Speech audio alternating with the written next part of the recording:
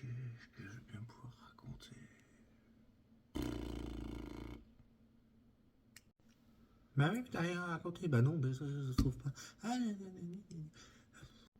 ça me saoule. Oui.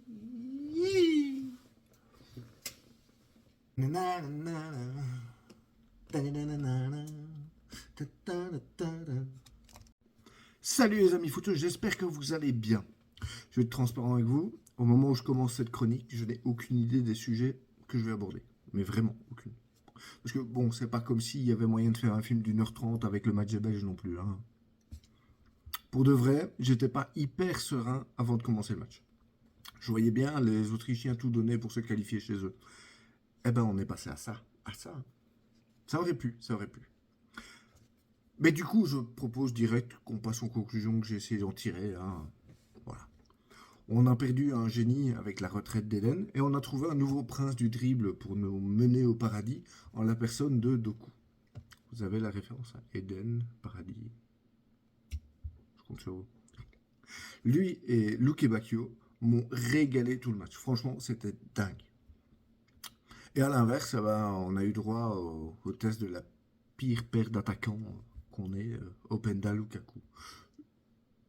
Je, on n'est pas prêt de les revoir ensemble, franchement. Il y a longtemps que je n'avais pas vu une paire d'attaquants aussi peu complémentaires. Même le duo Emon Perica s'entend mieux que ça, c'est vous dire. Bon, après, ils sont en train de boire de l'oxo à la buvette pendant que les autres jouent au foot. C'est un détail. Mais, voilà.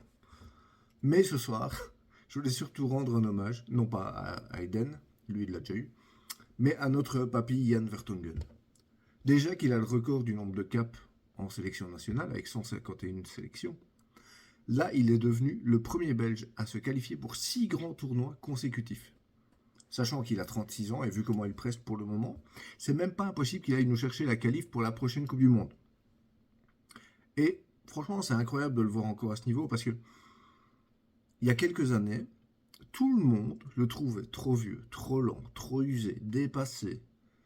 Et là, en fait, c'est juste notre pilier, notre taulier de la défense, quoi. C'est lui qui aligne les jeunes, qui les conseille, qui les guide. Enfin, nos jeunes. Il y en a certains qui sont plus si jeunes que ça, mais voilà, franchement, j'ai même pas de vanne à faire dessus. C'est terrible. C'est terrible. Bon, par contre, un qui va prendre tarif, c'est Onana. Déjà, je sais pas si vous avez suivi les dernières sorties qu'il a fait dans la presse. Le gars, il a pris un melon. Bon, je le dirai jamais en face, hein, parce qu'il est plus grand que moi et que ses bras, c'est mes cuisses. Mais quand même, voilà. Et le meilleur exemple de la stupidité du gars, c'est la deuxième jaune qu'il prend. Comment, même si ton jeu est physique, et que voilà, tu le sais que tu dois faire gaffe, tu ne peux pas prendre une deuxième jaune aussi stupide que ça. Je sais pas, limite, il se pensait intouchable sur le terrain, comme l'autre, là. Hein? Kiki sort de ce corps. Sinon, dans les news, en bref, on parlait de Kiki, on va parler d'un autre Français.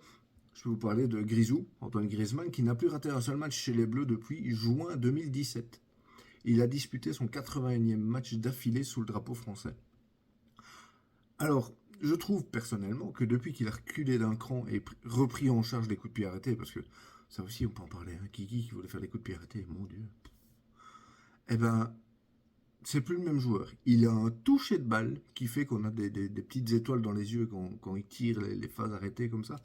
Je le trouve vachement meilleur. Dites-moi.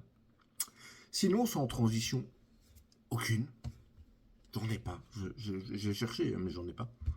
On va parler de Sandro Tonali, l'Italien, qui s'est fait attraper pour avoir parié de l'argent. Hein, paris sportif, blablabla, c'est interdit. Alors il s'est déclaré pris au piège et devenu dépendant.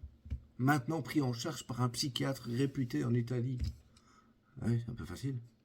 Hein, on signale aussi qu'il veut s'investir dans la sensibilisation et la prévention des paris sportifs. C'est tellement hypocrite, bordel. Non, mais allez. Ah, je me suis fait prendre. Mais vous savez, c'est mal, hein, vraiment. Allez, s'il te plaît. Et puis alors, tant qu'à faire, tant qu'à tomber, on va faire tomber les autres avec. Hein. Donc maintenant, il y a Zaniolo hein, et Fagioli, on va dire Fagioli, c'est joli, qui ont été épinglés aussi.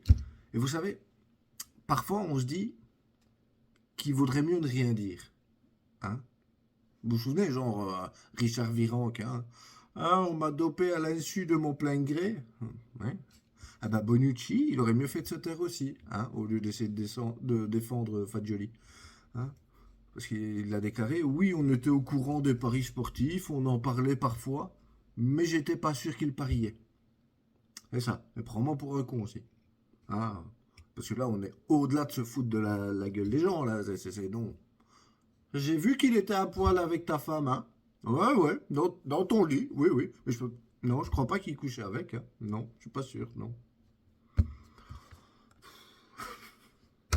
Et alors, je pouvais pas vous quitter sans parler de ce qu'on annonce être la fraude du siècle, en fait. Le Ballon d'Or. Le Ballon d'Or. Tout le monde l'a lu, vu, entendu. Il y a 99% de chances qu'il soit attribué, ouais, non, que dis-je, qu'il soit offert sur un plateau à monsieur Lionel Messi. Alors que, soyons honnêtes, le seul qui le mérite cette année, c'est Haaland, qui en plus de ses stats complètement folles, a remporté le triplé Première Ligue, Coupe d'Angleterre et Ligue des Champions. Avec City. Hein. À la limite, le seul qui pourrait lui chatouiller la cheville, c'est Kiki. Ouais, vous allez dire que je suis en boucle sur lui aujourd'hui. Parce que, voilà, il a quand même eu des stats incroyables sur une année. Mais ça reste un petit guili comme ça au niveau de la cheville, un peu plus haut. Et alors pour ceux qui vont me sortir, ouais mais Messi il a gagné la Coupe du Monde, il a été élu meilleur joueur de la Coupe du Monde quand même, hein. Oui, ben voilà, il a été élu meilleur joueur de la Coupe du Monde. Pas de l'année, hein. Bon, même Jérôme Rotten et Dugarry qui passent leur temps à raconter des conneries sont d'accord avec moi. Je viens de dire ça moi, vraiment. Oh putain, je suis en train de devenir un vieux français beauf et aigri. Moi je vais arrêter là. Allez, ciao les amis.